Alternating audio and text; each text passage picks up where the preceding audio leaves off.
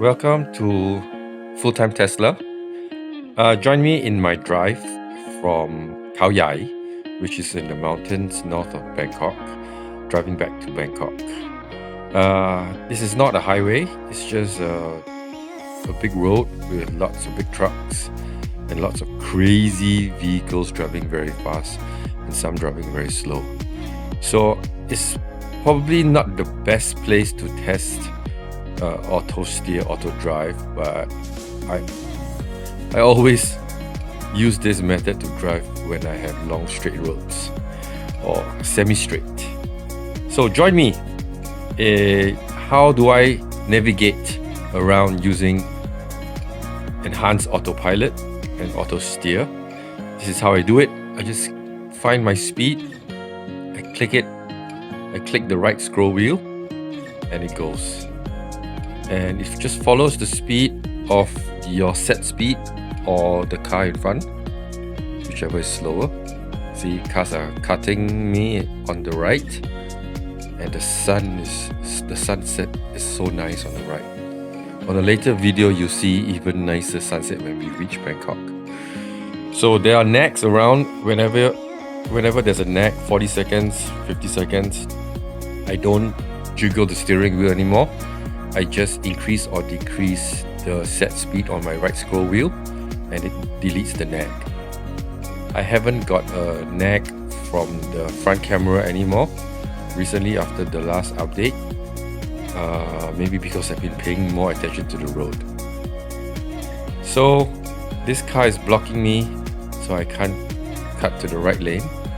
So I'll just keep to my speed in the center lane.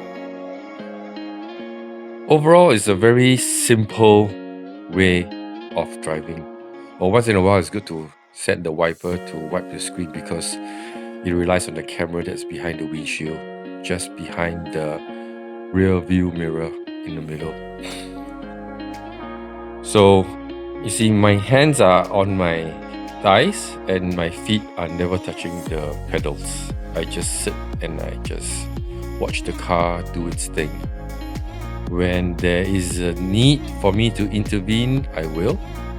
Especially sometimes when you see there's a traffic in the distance and everything is slowing down. The camera cannot see that far, so it only responds to maybe what they can see in the next 30 meters, 40 meters maybe. But we as the driver, we can see up to hundreds of meters, so we know if there's somebody having the brake lights on in the distance, we can prepare to slow down. But the Tesla Vision doesn't. It slows down only when it sees the objects coming really close. So that can be a bit scary. But after a while, you realize that the system that Tesla has built is so good that you actually never need to intervene most of the time. I'll say 99% of the time. It's just so good. I mean, you see, I'm so confident that after a few months with this car, I can just sit there and just watch the car drive by itself, change lanes by itself.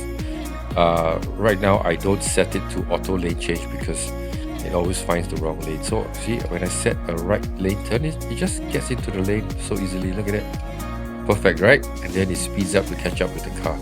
Right now I'm going about 72, 73. It's catching up. But the scary thing, yes, see this big monster trailer, right? That's the scary thing. These people have such wide tracks that it comes to my lane. So even when it's overtaking, because this Tesla likes to stay in the middle of the lane, regardless of what's on the left and right. I mean, this is what it's programmed to do. The danger of this is that as humans, we will hug a bit to the right lane if there's some big vehicle on the left.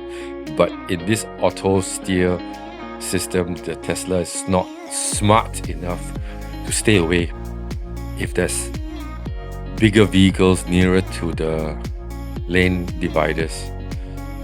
So this is the only time when I see cars that are not really paying attention and they are veering to my lane that I have to take over and stay away from them just in case.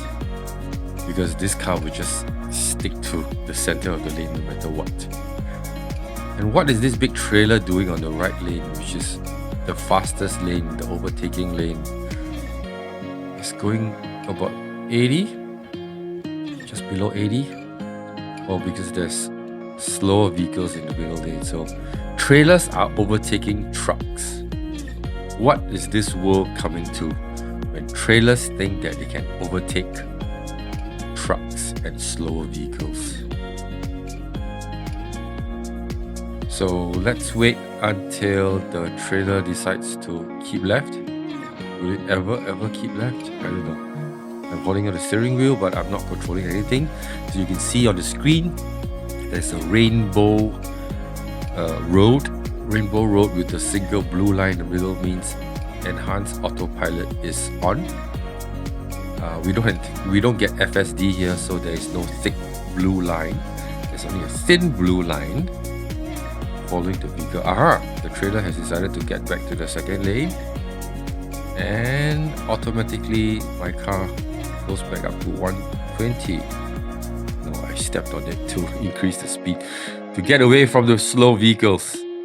Okay, now I'm cruising at 113. It tells me to keep the center lane. I don't want. I can see some car in the center lane. You see, the center lane has a slower car, but the system tells me to keep to the middle lane, and then I have to turn back out to the right lane again if I want to overtake them.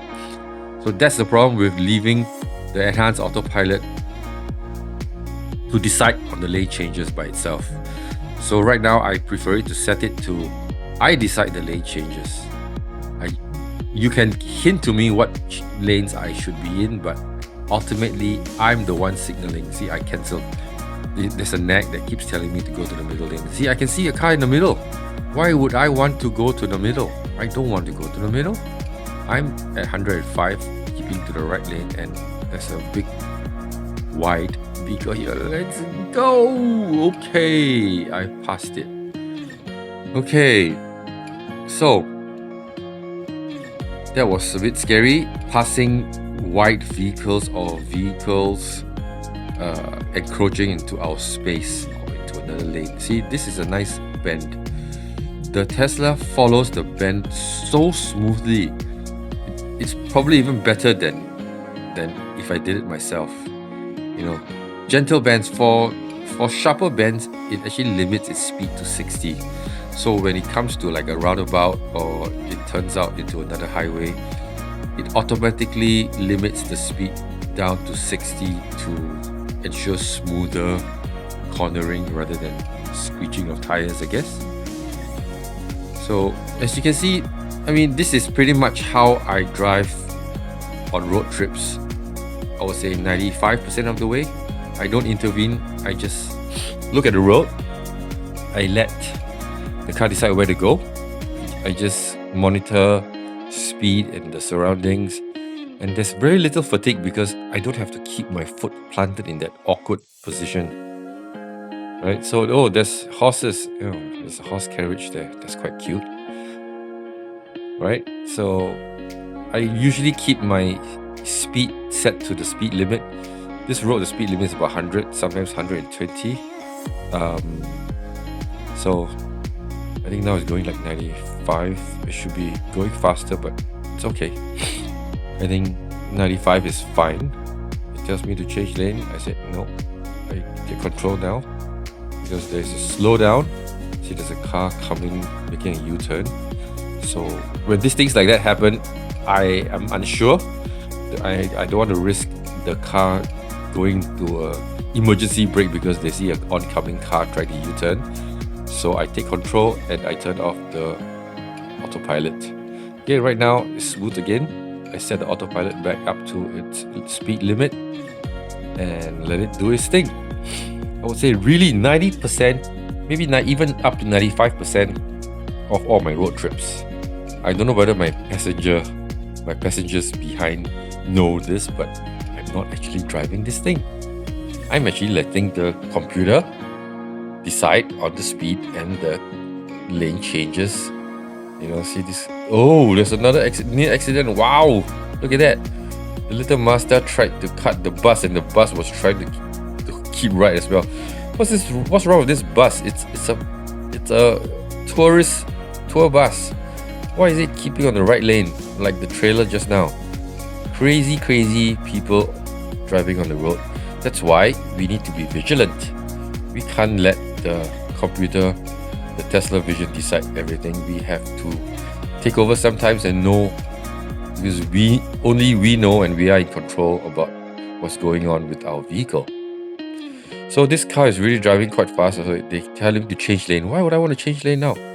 Right, there's a car on the left. Hello? And there's slow vehicles on the left. I need to keep to the faster lane, right? So see the there's a distance, right? I keep a safe distance. Right now, I'm keeping a 3-car length distance between the vehicle in front and me. So there's nobody in front. Why does this bus still hog the right lane? It's slow. It's only driving at 85. I'm following it at 85. Oh, there's another vehicle that is slow.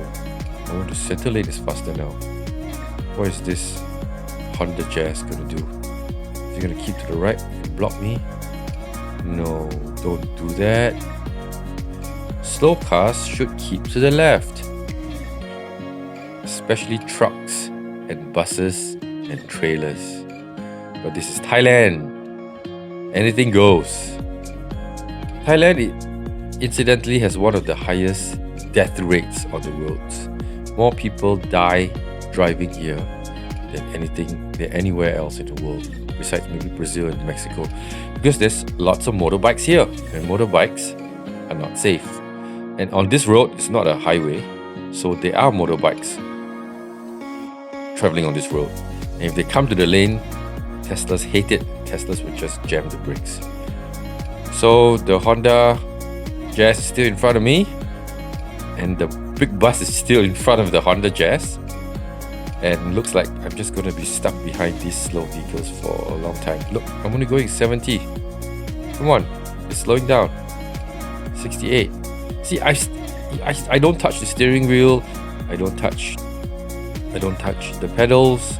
The car just drives itself. And this is one of the best cars you can ever buy. Really, for the price and its technology, it's amazing. See you in the next video. Bye bye.